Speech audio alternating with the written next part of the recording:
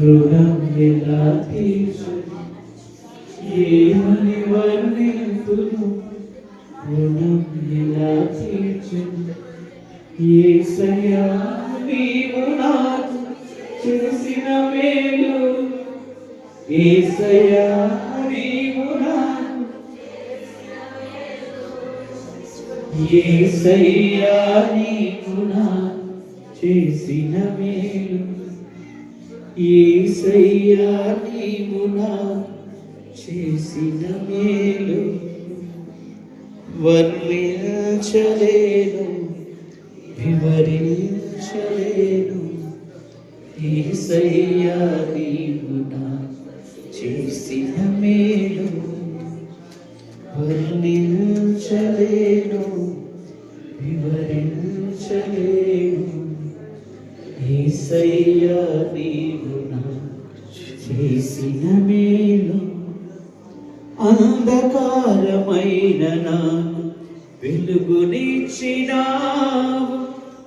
ఆఖరి పొట్టు వరకు రక్తమిచ్చినావు అంధకారమైన నాకు వెలుగునిచ్చినావు ఆఖరి పొట్టు వరకు రక్తమిచ్చినావు ఏమని వర్ణింతును రుణం ఎలా తీర్చను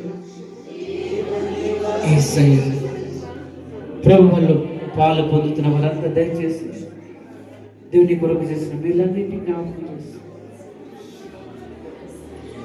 లోబడని పిల్లలకు శ్రమ అనే మాట గుర్తు చేసి లోబడని పిల్లలకు శ్రమ అనే మాట గుర్తు చేసి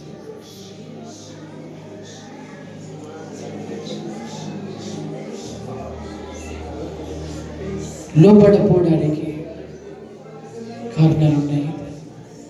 శరీరాశ, నేత్రాశ, జీవబుడ్డం ఇవి ఇంకా మనలో ఉంటే వాటిని దయచేసి ఒప్పుకుందాము, విడిచిపెడతాము. శరీరాశ, నేత్రాశ, జీవబుడ్డంబం ఇవన్నీ గతించిపోతున్నవి నీ వాక్యంలో. ఈ లోకం ఒక నటన గతించిపోతుంది. అందరికీ ప్రభు మాటలు చెప్పి ఎందుకు లోపడలేకపోతున్నాము?